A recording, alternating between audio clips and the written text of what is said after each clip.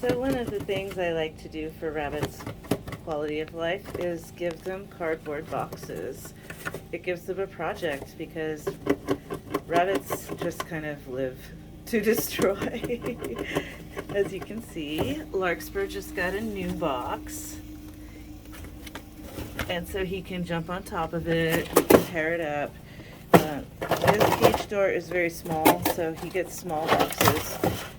It's not so much as a nest box or a hidey hole, although, you can see he could put his head in there if he wanted to. It's more because a rabbit's hobby is to tear things up. Poplar here, his door is large enough that he got a big box, and originally it was kind of like a tunnel with a doorway on each end.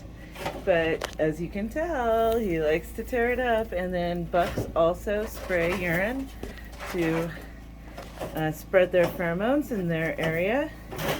And when you bring a doe into the buck's house, then she can smell those pheromones and it helps her ovulate. So Poplar's house here, his cardboard box, is about finished. And what happens when those are used up? Well, they become urine sponges. And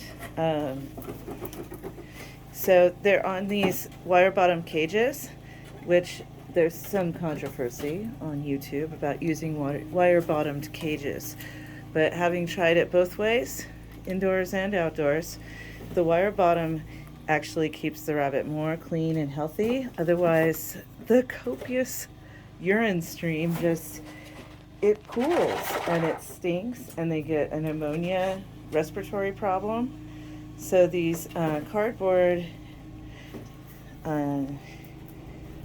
sections, I remove all the tape and stickers, and then I allow the rabbits to urinate on them until they're completely soaking wet. They usually have a preferred place to urinate. Like you can see that Lily White, she likes to poop and pee only in this one little area. So she's got this brown paper food bag as a roof, and that sheds the urine down onto the cardboard. This rabbit is Holly, and her nickname is the filth rabbit because she poops everywhere, and she's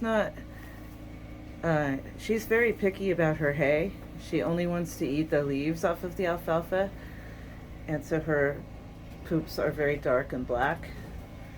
But she does mostly urinate in the back corner, and I've raked up all of the litter that drops down.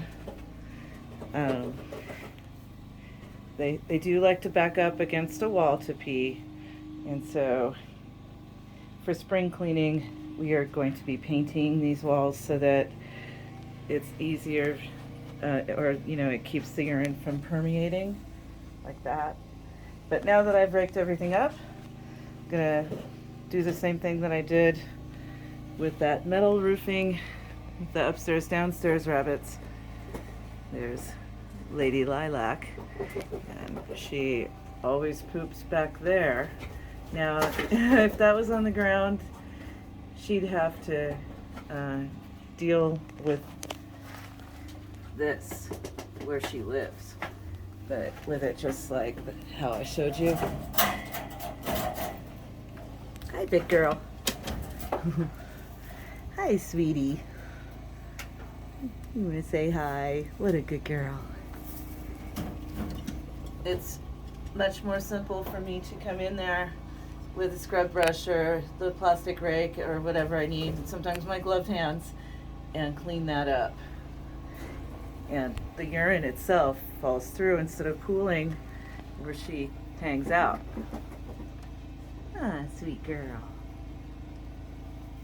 After that cardboard is thoroughly soaked and pretty much soaking wet, then it comes out to this manure pile. I've got bunny rabbits hopping. There's Juniper. And I've got lilacs, grow-outs hopping here, 9 of them. But they get their cardboard houses too outside. And then I tear up the cardboard that's now urine soaked, and instead of just being carbon for the garden, now it's carbon soaked in nitrogen rich urine. And then what happens with that is it goes into the planting holes. So this is my latest sunken bed. We've got Barbara out here. She's hanging out with the rabbits because our barn cat Hui beat her up. So she's got a hurt foot. So we're keeping her safe by hanging out with rabbits where Hui doesn't bother them. And anyways, this is going to be the artichoke crescent come springtime. And it's got these about 2 feet deep sunken beds that I dig out and then put kitchen waste and rabbit cardboard, layer it up with some hot manure from the horse and the chickens, and then the rhizosphere topsoil, and layered in with the rabbit litter. And that's working out really well for us. These basins, I plan